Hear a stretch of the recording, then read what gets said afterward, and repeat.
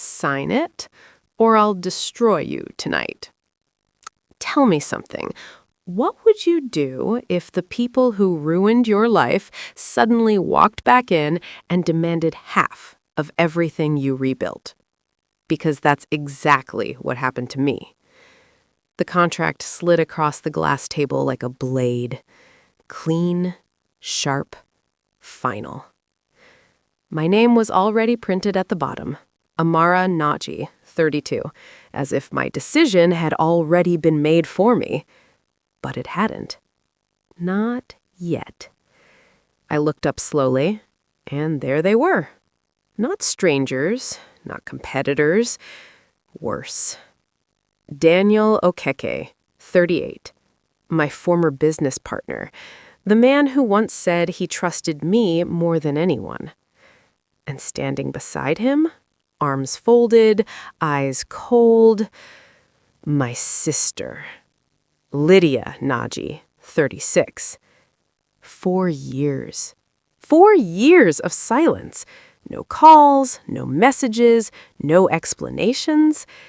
And now they were standing in my office, my company, demanding 50% ownership like they never left, like they never destroyed me.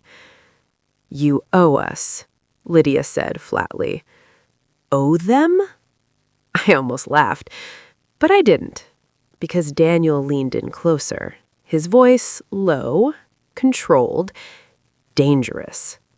"You can fight this," he said, "or you can sign and keep your life intact." Keep my life intact? That wasn't a threat. That was a promise.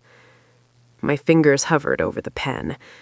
The room felt too quiet, too tight, like the air itself was waiting for my answer.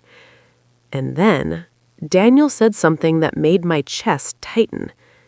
"You know what we can expose." Expose what? That word didn't just hang there. It dug in. It twisted. Because here's the truth. 4 years ago, I didn't just lose my company. I lost everything. My reputation, my credibility, my name. They accused me of something I didn't do, and somehow they made the world believe it. So tell me, if someone already buried you once, what happens when they come back to finish the job? I looked down at the contract again, my signature waiting, my future on the line. Then I picked up the pen, paused, let the silence stretch just long enough for them to believe I'd break. And for a second, they smiled. Before we continue with this video, please like, subscribe, and turn on the notification bell for updates. They thought they had already won. But what they didn't know? This moment, this exact moment, I had been waiting for it. For 4 years. And what I did next? It didn't just shock them, it changed everything. 4 years ago, I was the one sitting on the other side of the table, desperate, confused, begging to be heard. Funny how fast things can flip, right? Back then, it was the 3 of us against the world. Me, Lydia, and Daniel.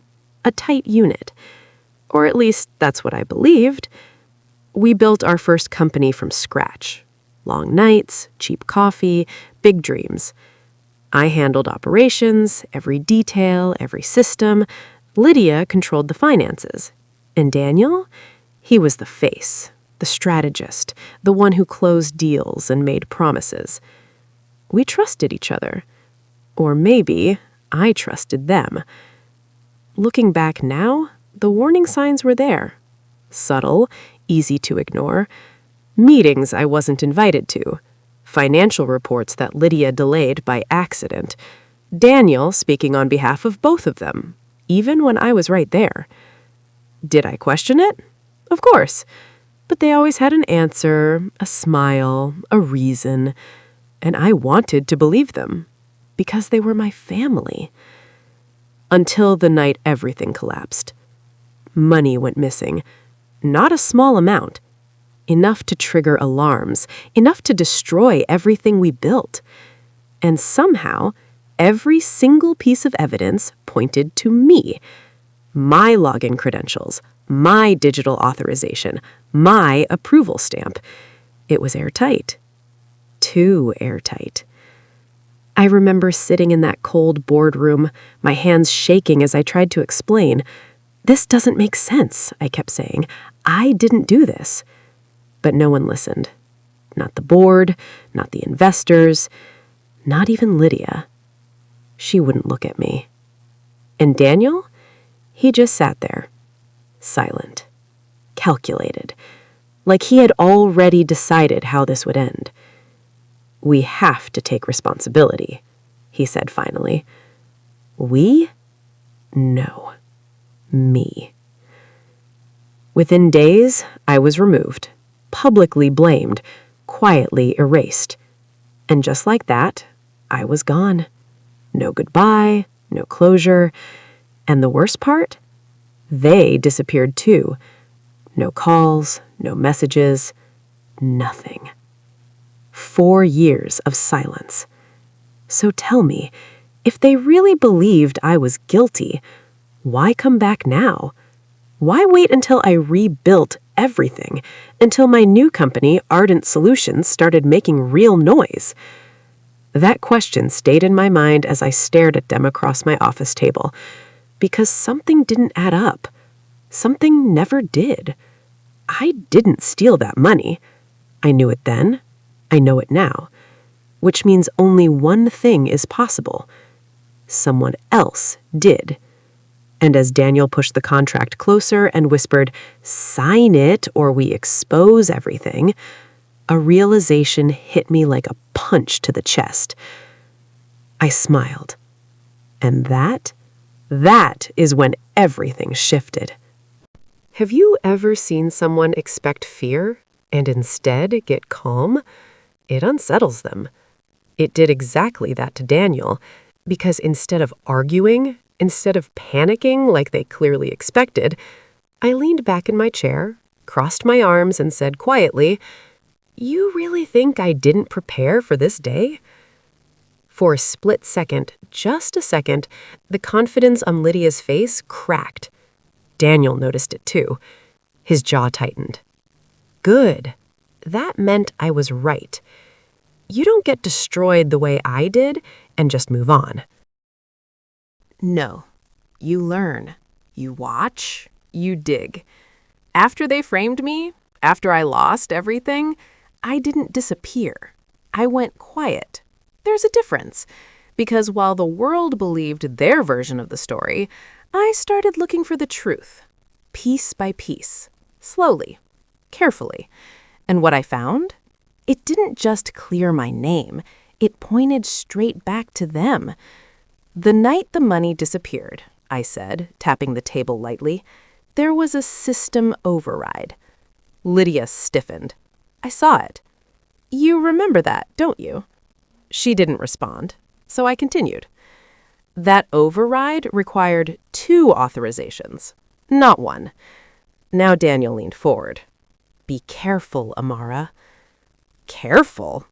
I almost laughed. I was very careful, I replied. Careful enough to notice something that was removed from the official report. Silence. Heavy. Thick. Suffocating. Because now they understood. I wasn't guessing. I knew. But here's the thing. Knowing the truth and proving it, 2 very different things. And they were betting I couldn't do the second. That's why Daniel suddenly relaxed again, a slow smile creeping back onto his face. You're playing a dangerous game, he said. Do you really think anyone will believe you now? That was the moment, the exact moment I had been waiting for, because I reached into my desk drawer and pulled out a small device, a recorder, still blinking red. Their voices, their threats, every word since they walked in, captured, documented, real. I placed it gently on the table.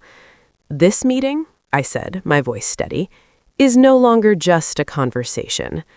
Lydia's face drained of color. Daniel stared at the device, then back at me, and then he laughed. Actually laughed. Not nervous, not surprised. Confident. Too confident. "You think that's enough?" he said, shaking his head. "You still don't get it, do you?" My stomach tightened, because then he leaned in, lowered his voice, and said something that hit harder than anything else so far. "Tell me, Amara, do your investors know what really happened the night you left?" The room went cold, because that night, there was something else. Something I never told anyone. Something I buried for a reason. And somehow, they knew.